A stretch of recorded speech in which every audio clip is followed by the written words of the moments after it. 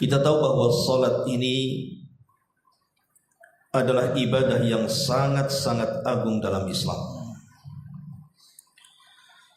Sampai-sampai pensyariatannya berbeda dengan ibadah-ibadah yang lainnya.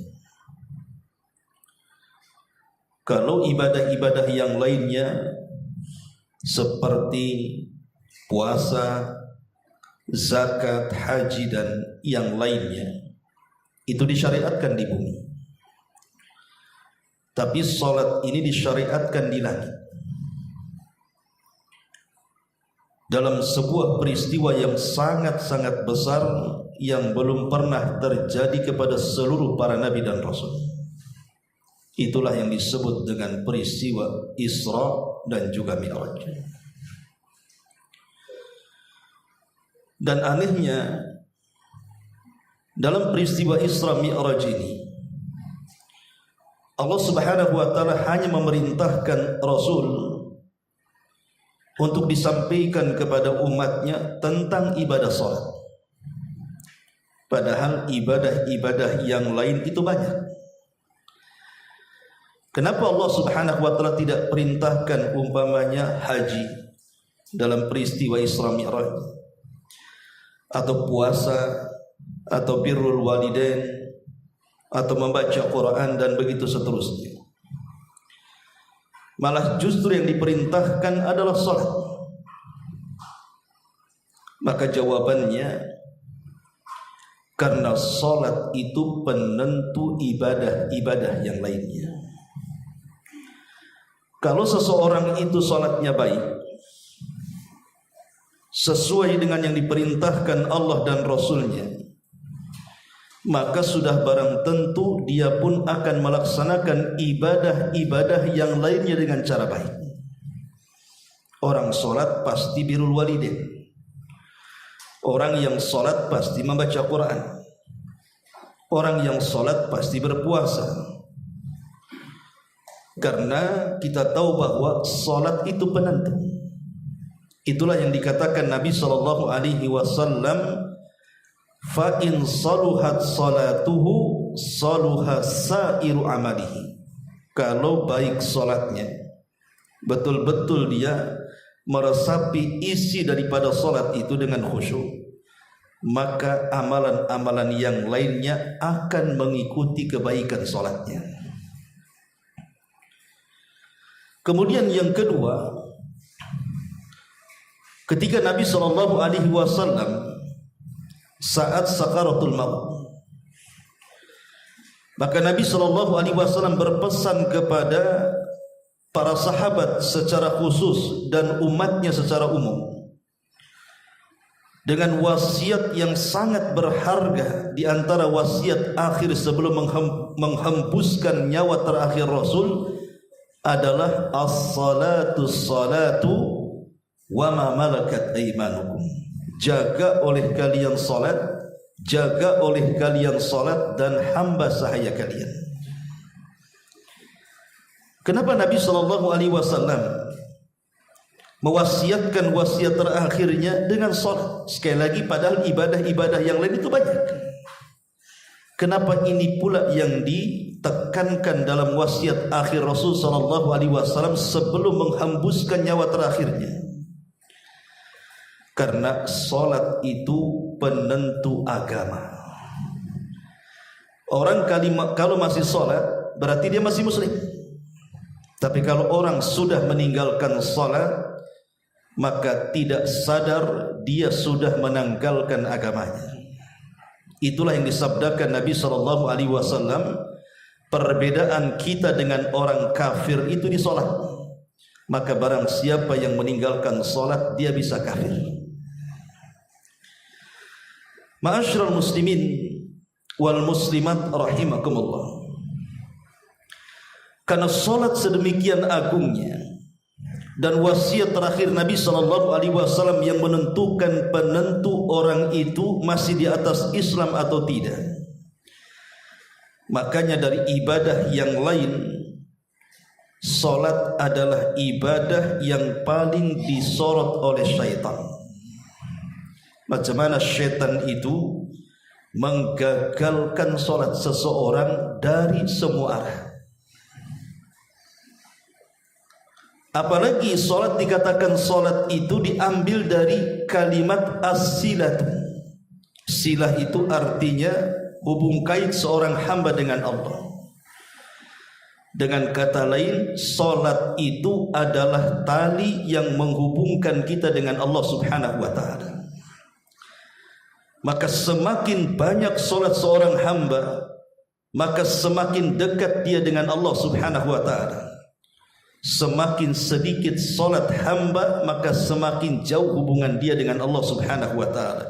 Dan setan tidak suka ada seorang hamba yang dekat hubungannya dengan Allah Subhanahu wa ta'ala.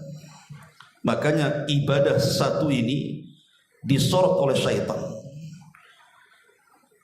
Ma'asyiral muslimin wal muslimat rahimakumullah.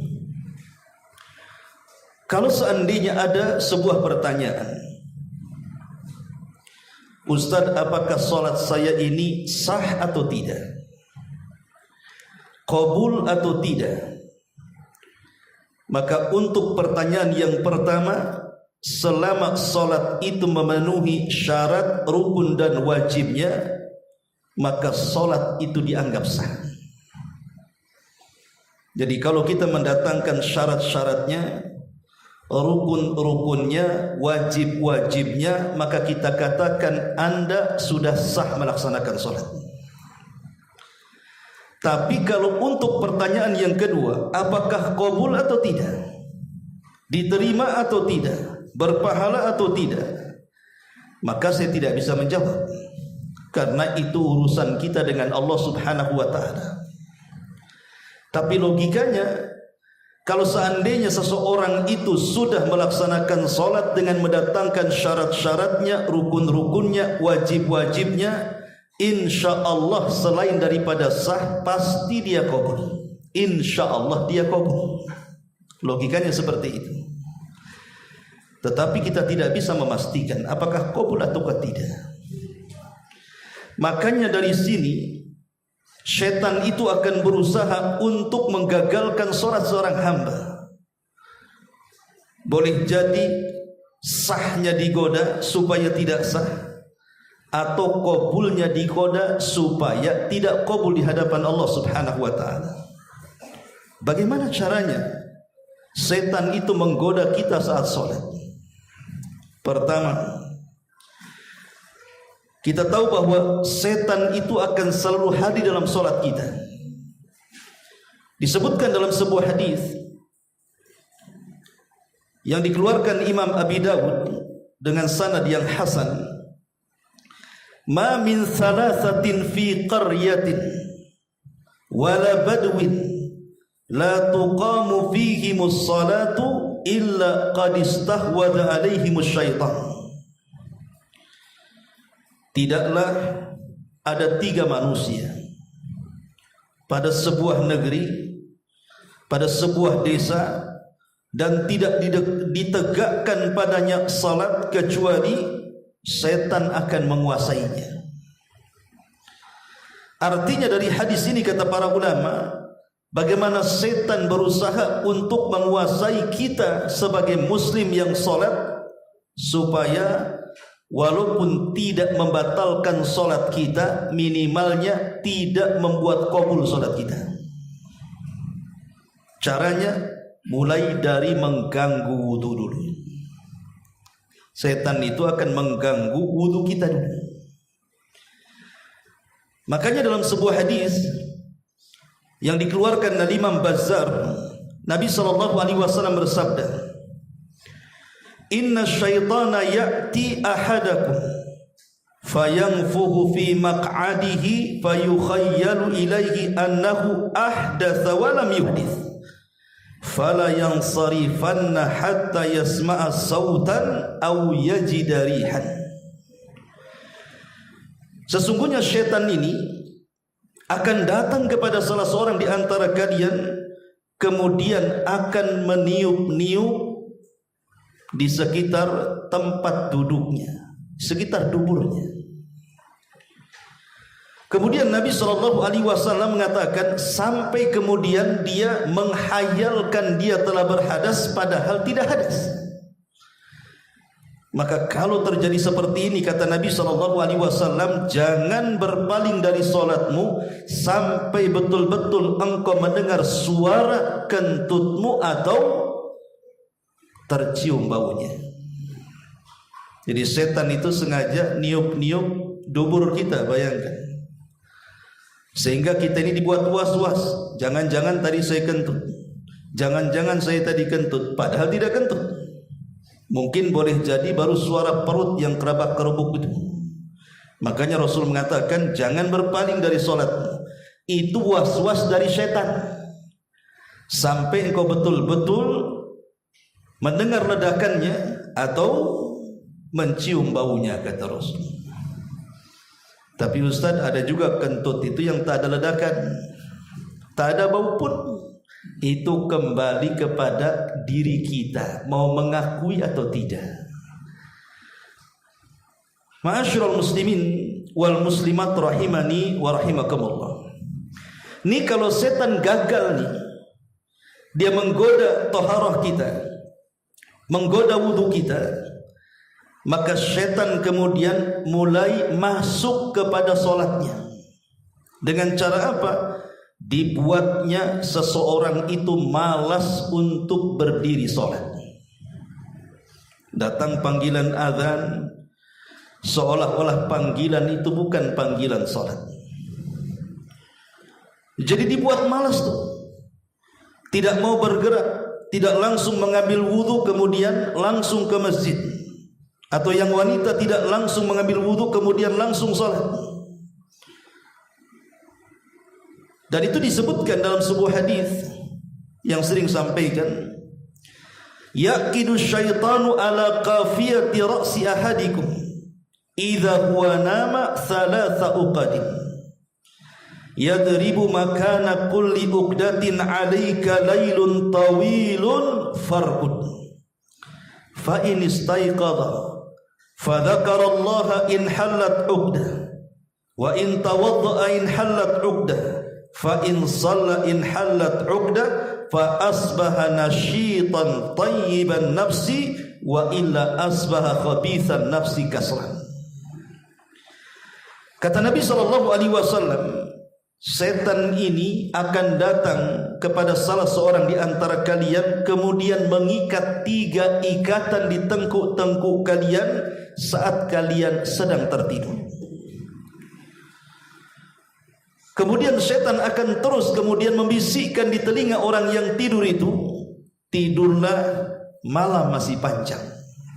Padahal sudah dengar azan, bahkan sudah qomat pun. Tapi setan terus kemudian menghembuskan di telinganya, jangan bangun, malam masih panjang. Padahal alarm pun sudah memanggil-manggil dia. Dibuatnya dia malas, jangan sampai bangun.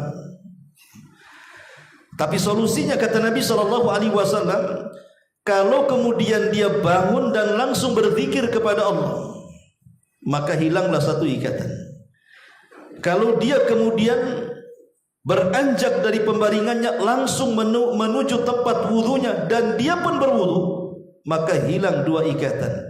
Dan kalau dia langsung melaksanakan solat, hilanglah 3 dari ikatan setan itu. Dan kalau sudah hilang, maka di pagi hari jiwanya akan baik dan penuh dengan semangat. Dan kalau tidak, maka jiwanya akan buruk dan penuh dengan kemalasan. Lihat bagaimana syaitan menggoda kita ini supaya malas untuk bangun dan melaksanakan solat. Ma'asyiral muslimin wal muslimat rahimani wa rahimakumullah.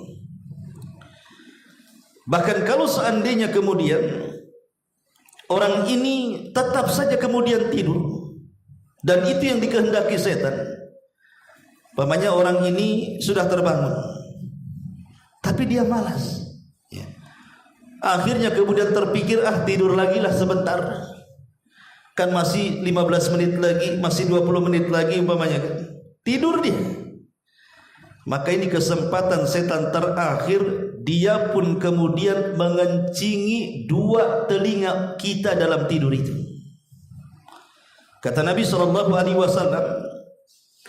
dalam sebuah hadis yang dikeluarkan Bukhari Muslim, bahwa seseorang disebutkan di sisi Nabi SAW tidur di malam hari sampai waktu pagi, dan dia pun kemudian telat sholat. Apa kata Nabi SAW? Dzaka rajulun bala syaitanu fi udhuni. Itulah setan sedang mengencingi kedua telinganya. Sebagian para ulama, apa maksud mengencingi kedua telinganya itu? Ada yang mengatakan ia mengencingi secara hakikatnya, betul-betul setan kencing, tapi bentuk kencingnya kita tidak tahu. Apakah kencingnya setan sama dengan kencing kita? Ya kalau sama dengan kencing kita bisa budak lah kita. Ya. Atau ada yang mengatakan mengencingi artinya setan menghina kita, karena kita dibuat tidak bangun kemudian meninggalkan sholat. Jadi setan itu sedang menghina kita dengan mengencingi. Muka kita jadi kencingi orang, kita terasa terhina. Hari-hari dikencingi setan biasa saja, kan aneh. Ya. Lah itulah setan, bagaimana caranya supaya kita tertidur lelap padahal sudah bangun, supaya minimalnya walaupun kita tidak meninggalkan sholat, diakhirkan waktu sholatnya. Ma'asyiral muslimin wal muslimat rahimakumullah. Okelah dia selamat dari taharahnya, selamat dari rasa malasnya, dia pun langsung terbangun, mengambil wudu, kemudian sholat. Bukan berarti setan berhenti sampai di sini. Tidak.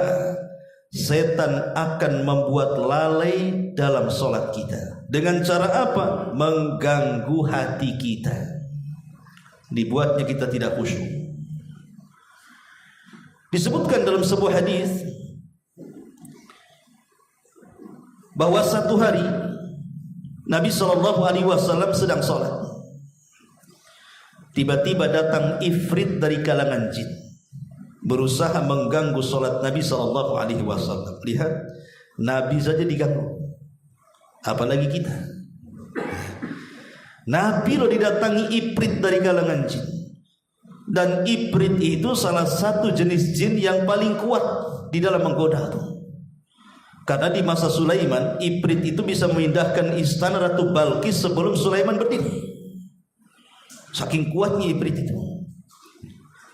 Lah ifrit ini dari kalangan jin datang untuk mengganggu sholat Nabi SAW. Maka Nabi SAW langsung mencekik si ifrit itu. Kemudian Nabi SAW mengatakan, falaqad hamamtu an arbitahu ila jambi sariyatin min sawaril masjid. Sebenarnya aku berniat untuk mengikat si ifrit ini di salah satu tiang dari tiang-tiang masjid. Tetapi kata Rasul, thumma dzakartu qaula akhi Sulaiman. Masalahnya aku teringat dengan doa saudaraku Nabi Sulaiman. Apa doanya? Rabbighfirli wa habli mulkan la yanbaghi li ahadin min ba'di. Ya Allah, ampuni dosaku, kata Nabi Sulaiman.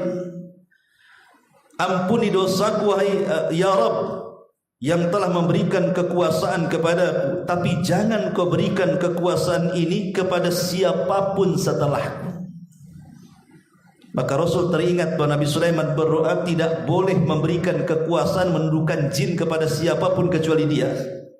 Maka Rasul pun melepasnya. Ya. Dari sini kita tahu bahwa bagaimana syaitan ini hendak mengganggu solat Nabi SAW. Kalau sekelas Nabi saja diganggu oleh syaitan, macam mana pula lah solat-solat kita? Maka terkadang cara mengganggu hati kita itu, maka setan akan datang kepada kita mengingatkan sesuatu yang ketika belum solat kita lupa, diingatkan pula saat solat. Dan itu disebutkan dalam hadis Nabi SAW. Kata Nabi SAW, "Idza adzana bis salati, idza udzina bis salati adbara syaitan lahu dhuratun hatta la yasma'a ta'dhin. Fa idza sakata al-mu'adhdhin akbar, fa idza thuwiba adbar, fa idza sakata akbar. Jadi apabila azan dikumandangkan, maka setan akan lari menjauh dari suara azan itu saking ketakutannya sampai terkentut-kentut. Ketika kemudian selesai suara azan, maka setan akan mendekat lagi. Kemudian dia pun mendengar suara qomat, lari lagi. Ketika setelah qomat, mendekat lagi. Disitulah kata Nabi, fala yazalu bil mar'i yaqulahu, maka setan akan memberikan was-was kepada orang ini, udhkur ma lam yadhkur, udhkur ma lam yakun yadhkur. Ingatlah sesuatu yang kau tidak ingat. Hatta la yadri kam shalah, sampai dibuatnya dia tidak tahu berapa dia sedang rakaat salat, dia tidak tahu berapa jumlahnya. Dibuat lalai. Diingatkan sesuatu di luar salat, dimasukkan ke dalam salat. Sebelum salat ribut antum cari kunci motor, nanya anak, nanya istri, nanya tetangga, nggak ketemu. Ketika takbiratul ihram, Allahu Akbar, oh iya masih terletak tuh di sepedanya. Rupanya masih di situ, saya masih ingat itu. Ya. Lah terkadang diingatkan sesuatu supaya apa? Supaya hati kita tidak khusyuk.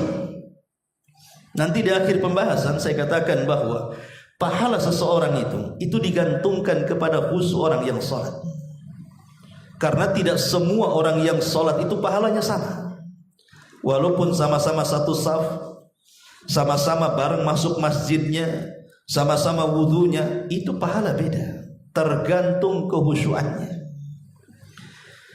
Makanya kenapa kemudian inilah yang membuat orang sholat itu tidak akan mendapatkan pahala. Jadi setan ini akan membidik bagaimana caranya. Tidak apa-apa kau sholat, tapi kau hanya gerakan dan bacaan saja, kau tak dapat apa-apa. Dengan cara apa?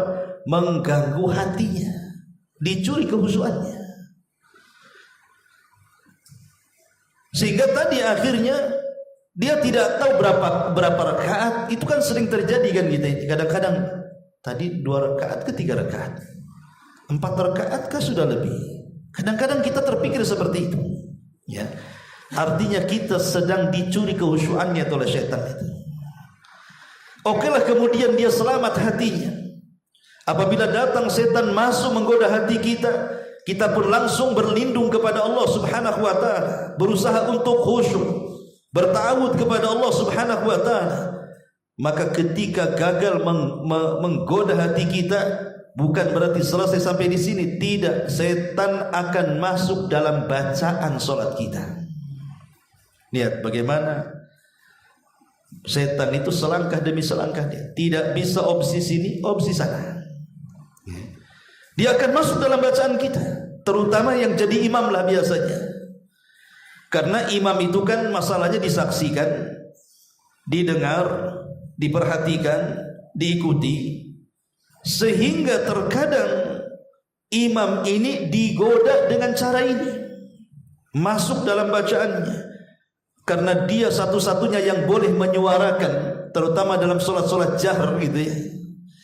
Maka setan masuk, diberikan was-was, panjangkan tuh surat yang kau baca, langgamkan yang bagus. Kau kan seorang hafidh Quran, kau seorang qori, biar orang memujimu. Akhirnya kemudian mulai imam terpengaruh dengan setan, dibuat panjang pula tuh bacaan itu, difasih-fasihkan seolah-olah 20 tahun di Mekah dia. Gimana caranya difasih-fasihkan? Itu kalau sholat dia jadi imam, tapi ketika sholat sunnah kulhu dan inna a'tayna aja dia. Karena dia sendiri sholatnya misalnya. Ya. Tapi yang jelas bahwa terkadang masuk juga kepada makmum. Terkadang dikeraskan bacaannya padahal dia sedang sholat sir. Sami Allahu liman subhanallah, padahal dia sedang sholat sir. Akhirnya mengganggu sekitarnya. Karena saya pernah sholat di belakang orang, sholat duhur itu, dia bacanya dikeraskan, jadi mengganggu orang sekitar kan. Ma'asyiral muslimin yang dimuliakan Allah Subhanahu wa taala. Makanya disebutkan dalam hadis Abi Sa'id Al-Khudri radhiyallahu anhu, kharaja an-nabiy sallallahu alaihi wasallam 'alan nas wa hum yusalluna fi Ramadan. Nabi SAW keluar menuju manusia dan ketika itu para sahabat sedang sholat di bulan Ramadan.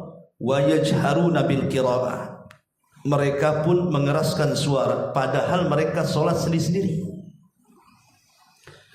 Faqala, maka Rasul mengatakan, ayyuhan nas, kullukum yunaji rabbahu fala yajhar ba'dukum ala ba'din fil qiraati.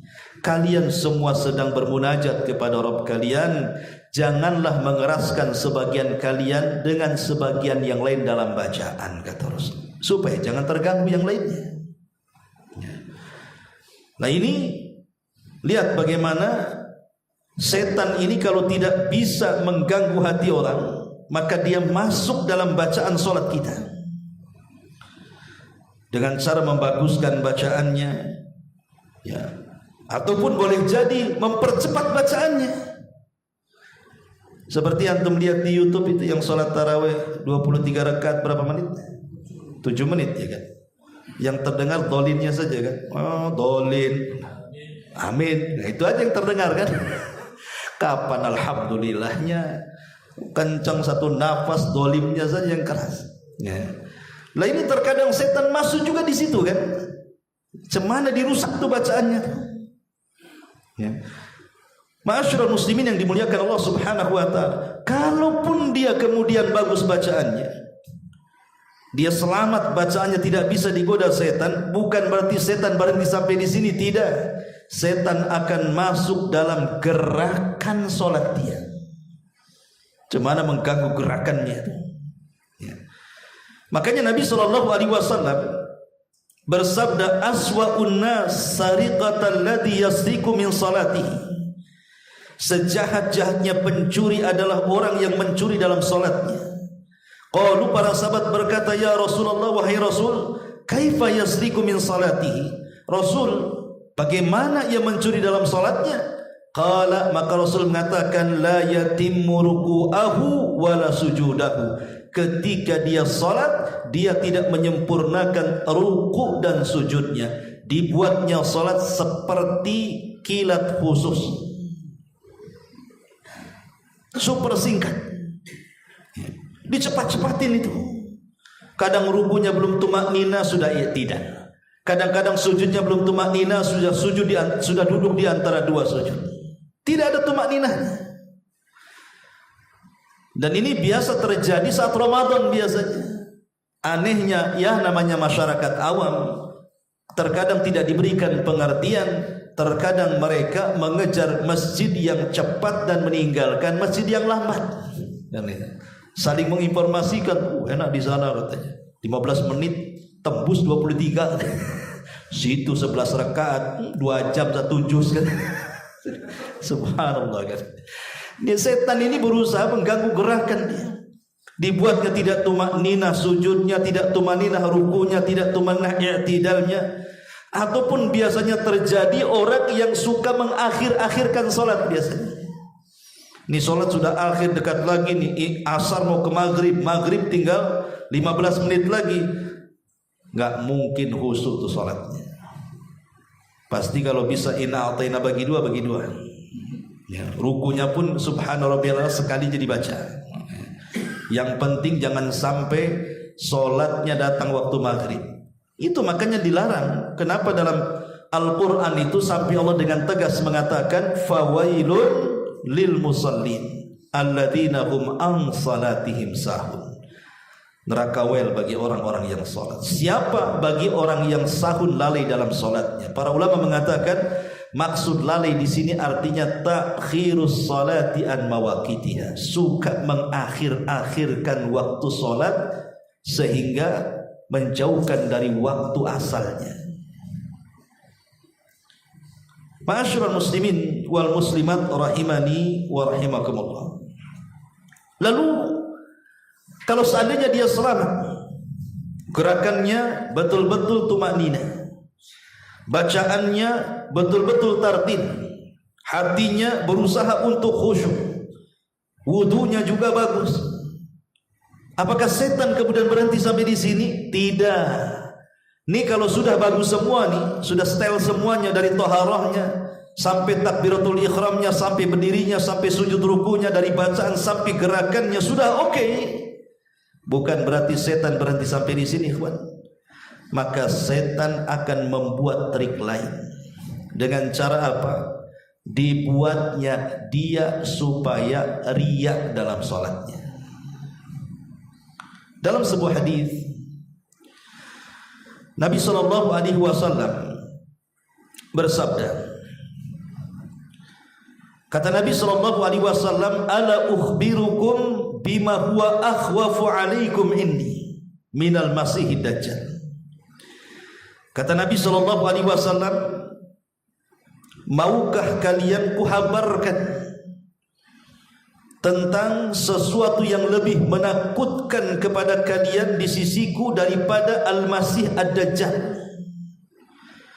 Kemudian sahabat bertanya, qulna ya Rasul, tentu. Kami katakan tentu ya Rasul. Apa yang lebih menakutkan dibandingkan Dajjal itu? Maka Nabi SAW mengatakan asyirkul khafi. Syirik khafi artinya syirik yang samar. Lihat, Rasul mengatakan syirik yang samar ini lebih menakutkan dibandingkan Dajjal. Kemudian Rasul berikan contoh, an yakumar rajul yusalli fayuzayyin salatahu lima yara min nadhari rajulin. Kemudian Rasul mencontohkan ada seorang laki-laki yang sedang sholat, kemudian dia berusaha membagus-baguskan sholatnya agar dilihat orang lain bahwa dia sedang khusyuk dalam sholatnya. Jadi kalau tidak bisa diganggu dengan cara yang lain, maka dia akan masuk pada riya. Bagaimana caranya dia riya? Supaya manusia menganggap dia itu tukang sholat, dari rumah ke masjid gitu kan. Dalam hatinya supaya tetangga-tetangga yang di gang-gang itu tahu aku ini tukang sholat. Dibuat kayak gitu ya. Sengaja kemudian ditanamkan sifat riya. Jadi sholatnya itu supaya dipuji manusia atau dibicarakan manusia, bahwa si fulan tukang sholat, si fulan tukang sujud ya. Atau lebih daripada itu dibuatnya takabur dan ujub. Ditanamkan dalam hatinya bahwa di komplek ini yang ahli sholat itu cuma saya. Dibuat kayak gitu.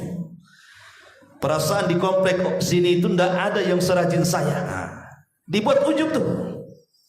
Kalau sudah ujub dan meremehkan orang, ini naik dari ujub ke takabur ya. Karena sudah merendahkan orang. Si anu tidak sholat, si anu itu apa itu katanya. Mulai dihina-hina, merasa bahwa dirinya itu lebih alim, lebih abid, lebih banyak pahalanya, lebih rajin ibadahnya. Maka ini orang seperti ini dalam wajahnya akan penuh dengan sentuhan syaitan. Seperti kisah yang sering saya ceritakan. Ada seorang sahabat yang dipuji oleh sahabat yang lain karena rajin sholatnya.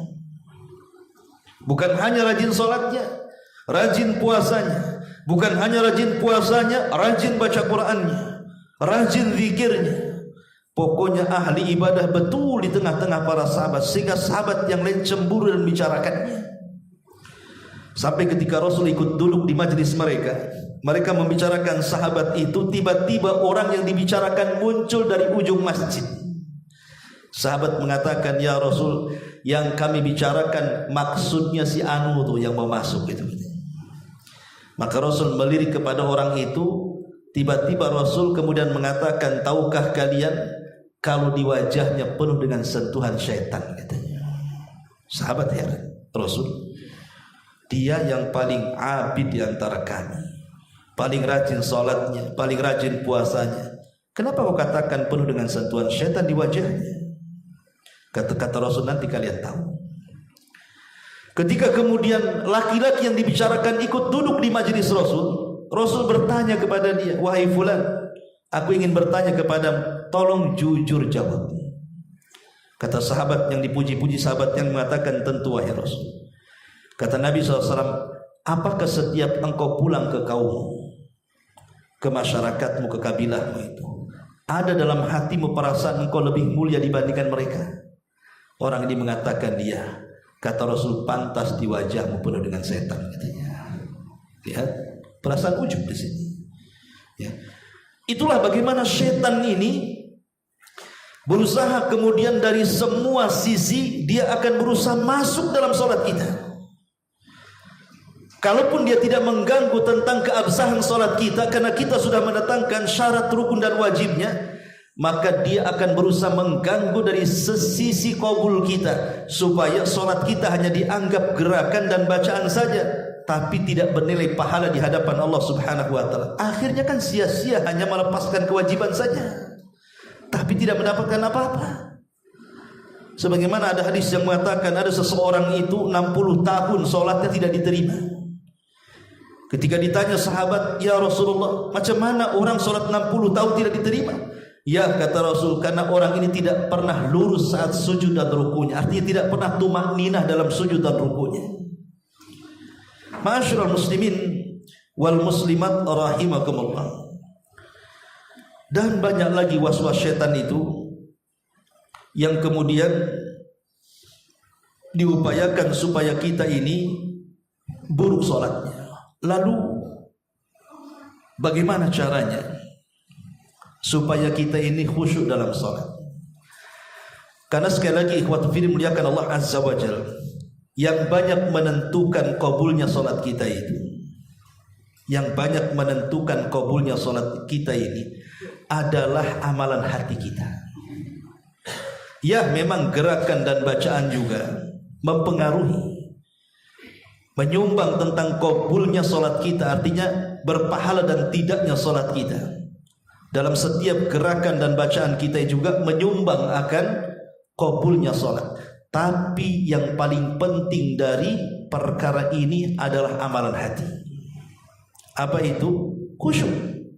Ya. Khusyuk itulah yang menjadikan kemudian tingkatan-tingkatan pahala dalam sholat itu berbeda-beda satu dengan yang lainnya. Sampai-sampai Nabi SAW mengatakan, innar rajulah la yansarifu wa ma kutiba lahu illa usyru salatiha tus'uha sumnuha subuha sudusuha khumsuha rubuha sulusuha nisbuha, kata Rasul. Sesungguhnya seseorang ini berpaling dari sholatnya, artinya selesai sholat, rupanya yang ditulis pahala kepadanya terkadang dia hanya mendapatkan 1/10-nya, 1/9-nya, 1/8-nya, 1/7-nya, 1/6-nya, 1/5-nya, 1/4-nya, 1/3-nya, atau mungkin separuhnya, kata Rasul. Walaupun itu sama-sama satu saf lah ya. Boleh jadi yang ujung itu dapat 1/10-nya, boleh jadi yang ini dapat 1/5-nya, boleh jadi yang sebelah sini dapat 1/3-nya, boleh jadi yang seperti ini dapat separuhnya. Kok bisa berbeda-beda pahalanya pada satu saf? Itu ditentukan dengan khusyuknya dia dalam sholat itu. Karena ada orang-orang yang tampaknya khusyuk secara badan tapi tidak khusyuk secara hati, kan? Makanya Rasul mengistilahkan dengan khusyukun nifak namanya. Khusyuknya orang munafik, hanya bergaya dalam badannya saja, seolah-olah khusyuk, tidak bergerak, tapi hatinya ada di pasar, ada di kantor, ada di jalan, ada di Jakarta sana, ya. Mikir ke sana kemari, mikir utang, mikir rumah, mikir anak, gitu ya. Memang khusyuk dia. Imam ruku berdiri saja karena dia meleng masalahnya, kan. Lah setan itu dibuatnya seperti itu. Kita ini dibuat khusyuk nifak namanya. Khusyuk gaya-gayaan saja. Badannya khusyuk, jasmaninya khusyuk, tapi ruhaninya tidak khusyuk, melanglang buana, mengembara kemana-mana. Makanya kata para ulama ada 10 tip bagaimana supaya sholat kita ini khusyuk. Pertama, husnul isti'dadi lis-salati. Perbaiki persiapan kita ketika hendak melaksanakan sholat. Mulai daripada pakaian kita. Terkadang ada di antara kita ini, mereka itu suka mengurangi hak-hak Allah tapi menyempurnakan hak manusia. Kalau berjumpa dengan pejabat saja harus rapi, pakaiannya harus bagus, terkadang pakai dasi, harus pakai parfum, terkadang mandi sampai berkali-kali. Itu yang dihadapi pejabat. Tapi ketika yang dihadapi adalah Allah Subhanahu wa ta'ala, itu baju kerja, itu baju sholat, itu baju tidur, seolah-olah tidak punya atribut kecuali itu. Itulah masuk dalam kategori di dalam Al-Quran, wailulil mutaffifin, celakalah bagi orang-orang yang mengurang-urang takaran. Kalau menakar kepada manusia disempurnakan, kalau menakar di hadapan Allah dia pun kurang. Maka di antara sebab kehusyuan itu dari segi pakaian, kemudian dari segi tempat, ya, kebersihannya ada najis atau tidak, dari segi wudunya menyempurnakan atau tidak, maka ini semua bisa menyumbang kepada kehusyuan kita. Ini yang pertama. Yang kedua, at-tuma'ninatu wa adamul isra. Usahakan tuma'ninah. Jangan mengejar rakaat dalam salat itu, tapi kejarlah pahala dalam salat. Kalau orang mengejar rakaat, yang penting selesai, ya boleh jadi mungkin sah kalau mendatangkan syarat rukun dan wajibnya. Tapi apakah dia berpahala? Makanya dalam sholat itu yang dikejar pahala, jangan rakaat. Seperti contohnya umpamanya, ada orang masbuk, imam ini mau sujud, jadi dia dari i'tidal ke sujud. Kemudian kita baru jadi makmum yang masbuk di belakang. Terkadang kita tidak langsung mengikuti imam, kan? Ada sebagian kita itu tidak mau mengikuti imam, nunggu imam sujud baru kemudian bangkit. Setelah bangkit baru kita takbir. Alasannya, buat apa sih ngikutin imam, katanya nggak dapat satu rakaat pun capek-capek saja. Ya. Itu namanya orang mengejar rakaat, itu namanya tidak mengejar pahala. Dia salah. Sebenarnya setiap gerakan dan bacaan solat itu walaupun tidak dapat satu rakaat tetap dinilai pahala. Kita kan cari pahala di situ, bukan cari rakaat, kan? Langsung saja imam sedang sujud, langsung Allahu Akbar, ikutin dia sujud, itu sudah berpahala itu. Gerakan kita berpahala, bacaan kita berpahala, kan gitu. Itu contohnya. Ada orang yang mengejar rakaat tidak mengejar pahala. Lah padahal kita ibadah itu kan ingin dapat pahala. Makanya penting tuma'ninah dan tidak tergesa-gesa itu. Jangankan lagi ketika sholat tidak tergesa-gesa, datang dari rumah ke masjid saja kita dilarang tergesa-gesa. Betapa banyak orang yang sudah mendengar qomat, wah kayak mau kiamat, lari dia, takut nggak dapatkan satu rakaat, kan? Padahal apa kata Rasulullah? Kalau engkau berangkat untuk sholat, kata Rasul, fala tas'auna, jangan tergesa-gesa, ya. Berjalanlah dengan tenang. Apa yang kau dapati dalam sholat itu, alhamdulillah. Apa yang kau luput, sempurnakan, kata Nabi. Sebab kalau seandainya tergesa-gesa, ikhwan, walaupun larinya mungkin dari pintu musola ke sini, ketika takbiratul ihram itu, terkadang kita tidak bisa fokus untuk menghadirkan Allah saat pertama kali kita mengangkat kedua tangan. Padahal kata Imam Nawawi rahimahullah ta'ala, minimalnya khusyuknya orang awam, minimalnya khusyuknya orang awam, dia bisa menghadirkan Allah saat takbiratul ihram. Ya, jadi saat takbiratul ihram itu dia bisa fokus bahwa dia sedang sholat. Tapi bukan berarti fatwa daripada Imam Nawawi ini maksudnya adalah yang diprioritaskan saat takbiratul ihram saja. Selepas takbiratul ihram terserah mau kemana-mana, nggak begitu maksudnya. Ini barometer orang awam. Ya, kalau antum mah sudah ngaji bukan awam, orang-orang awam maksudnya, kan. Minimalnya dianggap sah sholat mereka itu ketika pada pertama takbiratul ihram dia menghadirkan Allah di situ. Artinya dia fokus dan betul-betul konsentrasi bahwa dia akan sholat. Tapi orang yang tergesa-gesa mana bisa konsentrasi, kan? Yang ada ngos-ngosan tidak jelas. Ya.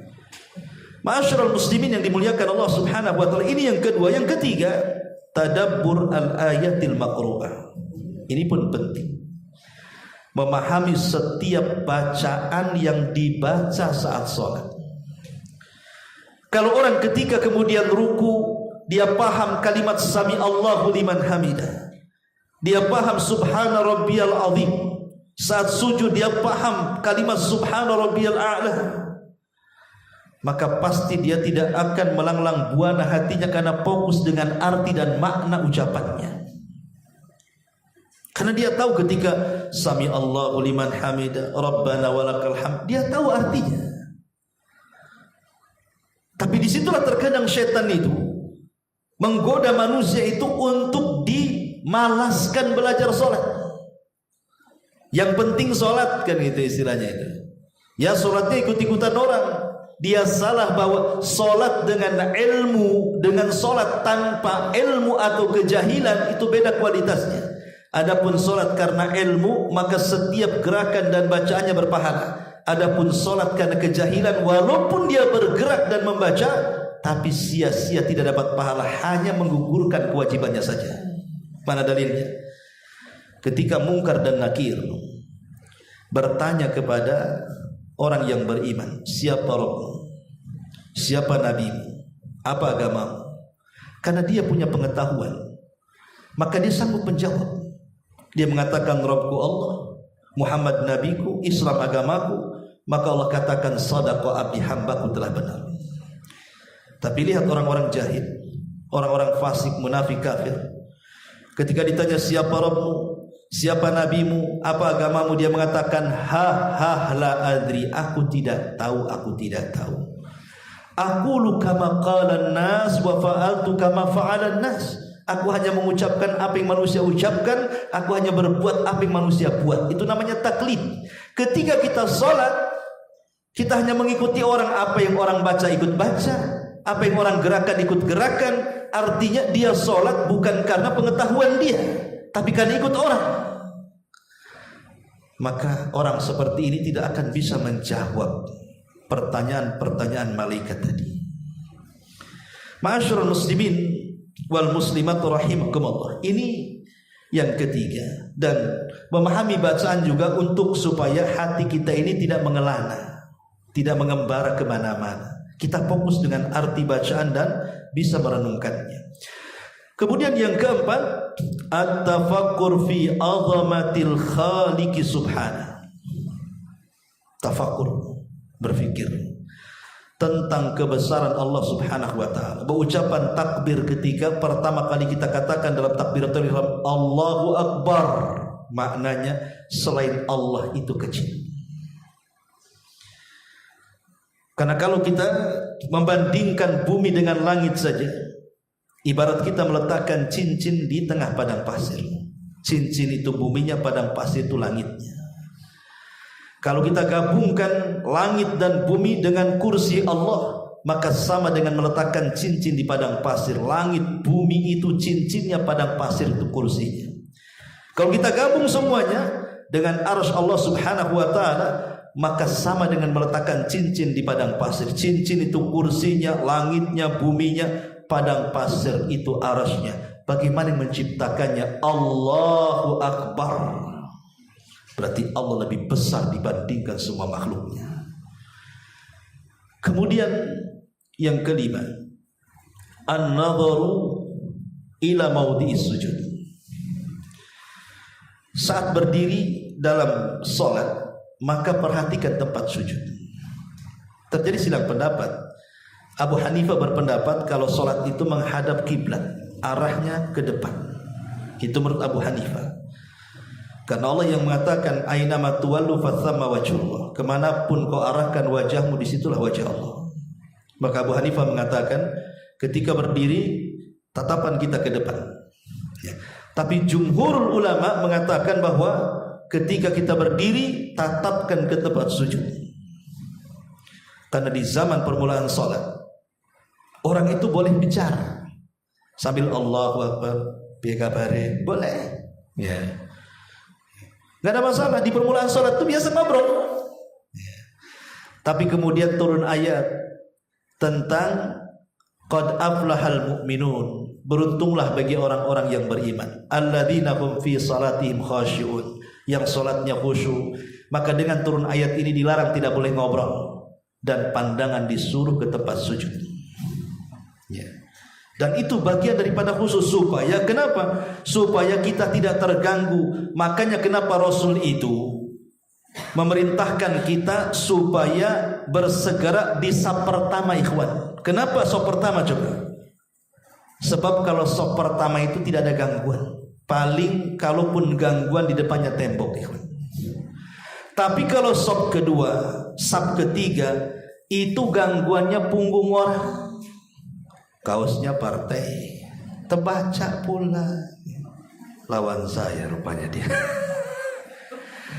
Nengok kaosnya bolong, tak punya kaos, kasihan banget ya. Mulai dia.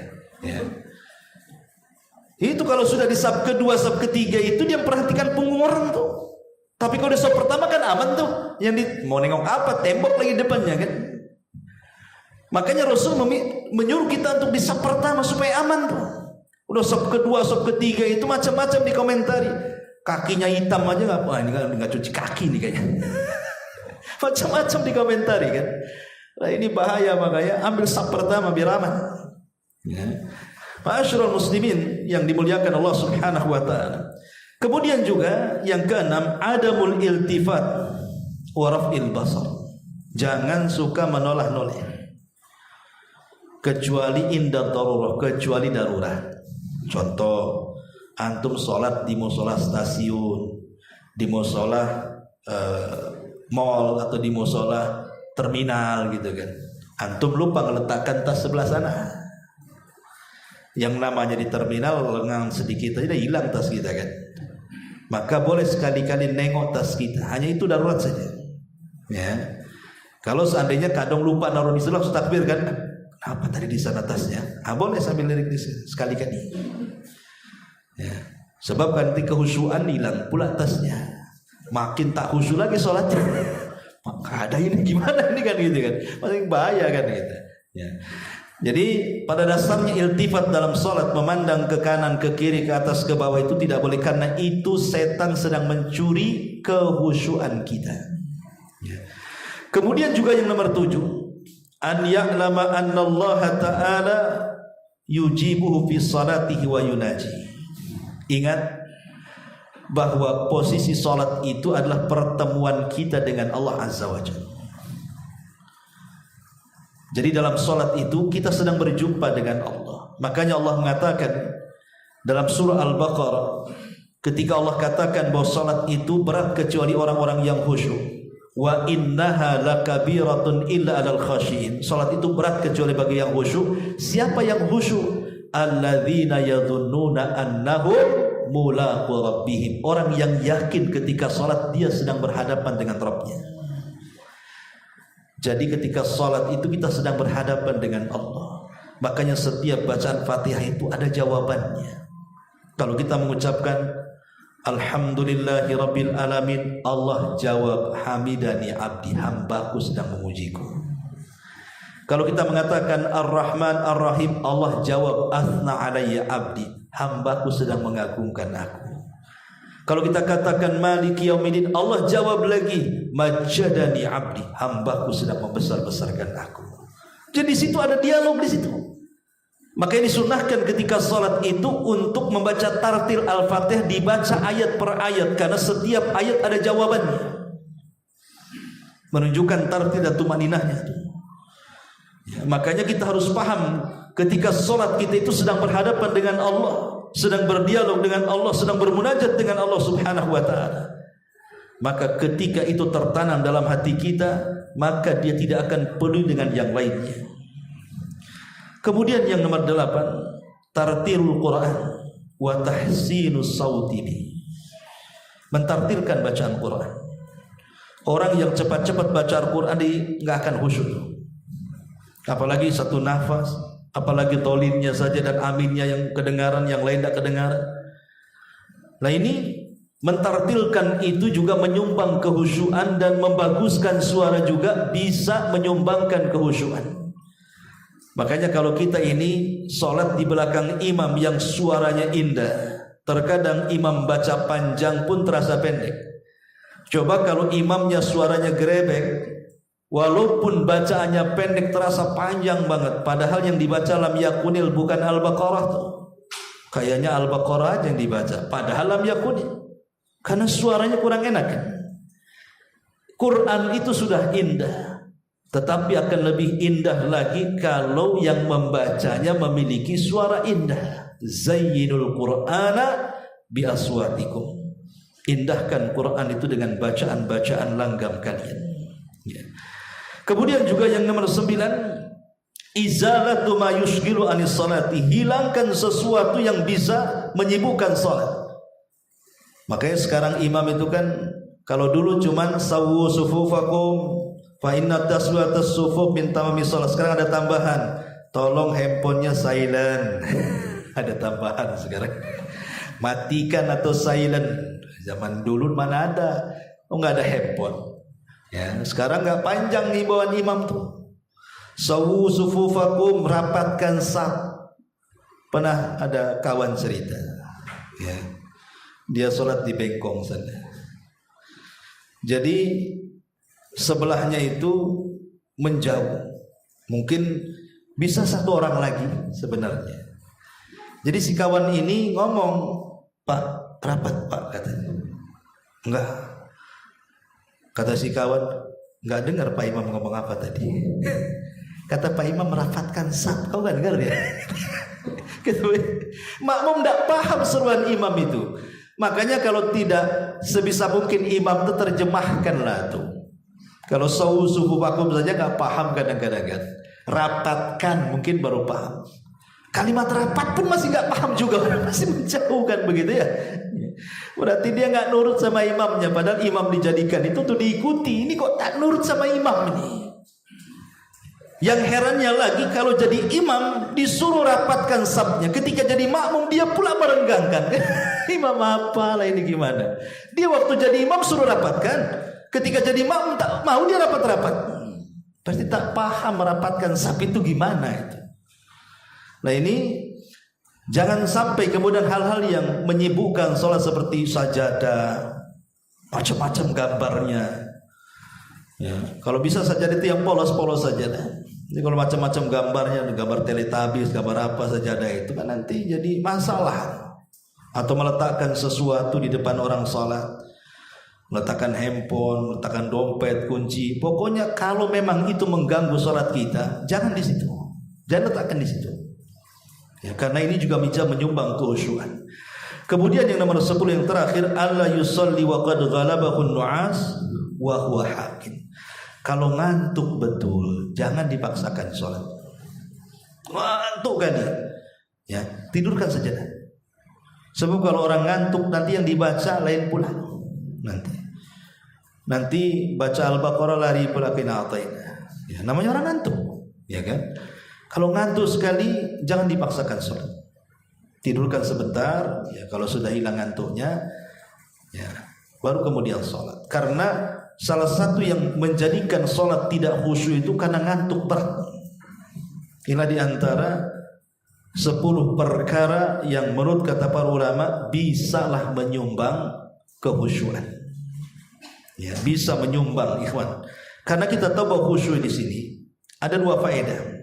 Kalau kita ini bisa khusyuk, pertama kita akan mendapatkan kesempurnaan sholat. Dengan khusyuk itu kita bisa mendapatkan kesempurnaan sholat.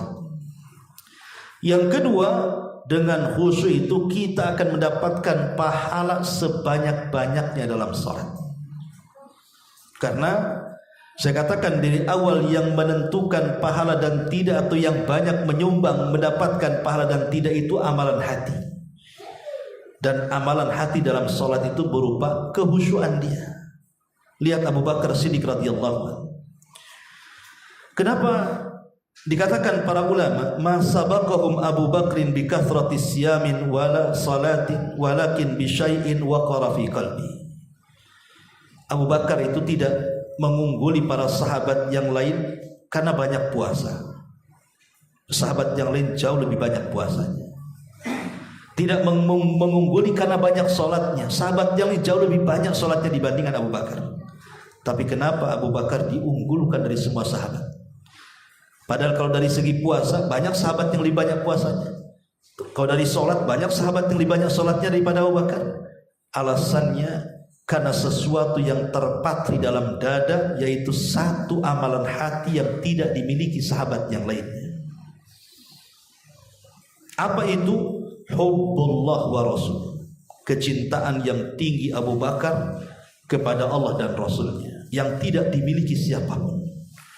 Makanya keimanan Abu Bakar kalau ditimbang di satu neraca dan sahabat yang lain ditimbang di neraca yang lainnya, bahkan semua manusia setelah Nabi ditimbang keimanannya, maka keimanan satu Abu Bakar menandingi semua keimanan manusia setelah Nabi.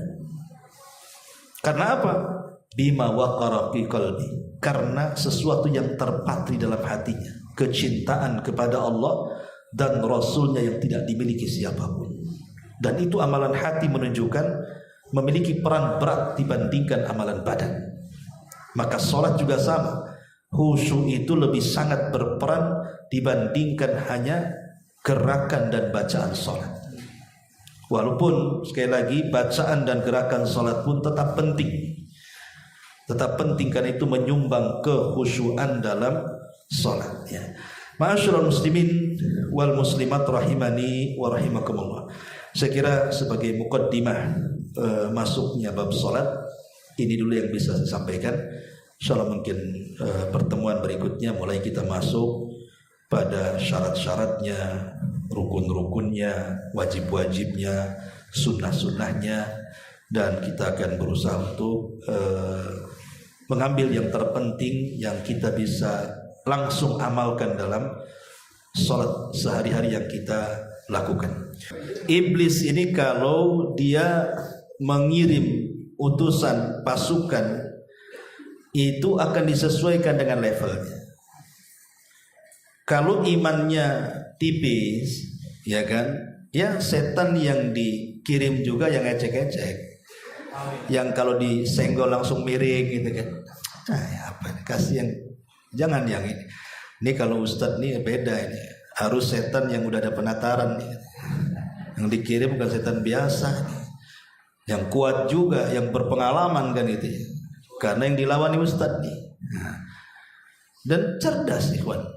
Iblis dan anak buahnya itu cerdas. Pertama karena mereka diberikan usia panjang. Mereka bertemu dengan beberapa generasi, ya, mereka bertemu dengan beberapa macam karakter orang, dan mereka punya langkah-langkah seperti yang tadi saya jelaskan. Nggak bisa lewat langkah sini, langkah situ, nggak bisa lewat depan belakang, nggak bisa lewat belakang samping kanan, nggak bisa samping kanan samping kiri. Tsumma la'atiyannahum min baini aydihim wa min khalfihim wa an aymanihim wa an syama'ilihim wa la tajidu aktsarahum syakirin. Aku akan datangi mereka dari depan mereka, dari belakang mereka, dari kanan mereka, dari kiri mereka, dari 4 arah angin. Bayangkan dikepung kita. Bagaimana caranya? Kata para ulama, maksudnya dari arah depan dilupakan tentang akhirat. Cemana kita dilupakan dengan akhirat, mengingkari azab kubur, mengingkari hari kebangkitan, tidak ada surga, tidak ada neraka, dibuatnya kita kayak orang ateis. Dari arah belakang dicintakan kita dengan dunia. Cemana kemudian orang itu disibukkan dengan dunianya. Alhaqumut takatsur hatta zurtumul maqabir. Sebelah kanan dibuat syubhat dalam agamanya. Akhirnya dihiasi yang hak jadi batil, yang batil jadi hak. Yang tauhid jadi syirik, yang syirik jadi tauhid, yang sunnah jadi bid'ah, yang bid'ah jadi sunnah, yang maksiat jadi taat, yang taat jadi maksiat. Dihiasi. Ya. Tidak bisa dari sebelah kiri ditanamkan syahwat, digemarkan judi, digemarkan khamar, digemarkan zina, digemarkan ghibah, digemarkan macam-macam. Bayangkan. Semua arah dikelilingi oleh setan. Ya, jadi memang sulit kalau kita ini mau keluar dari lingkaran setan. Ya, tapi ingatlah bahwa walaupun sekuat-kuatnya setan itu tetap ada kelemahannya. Ada kelemahannya.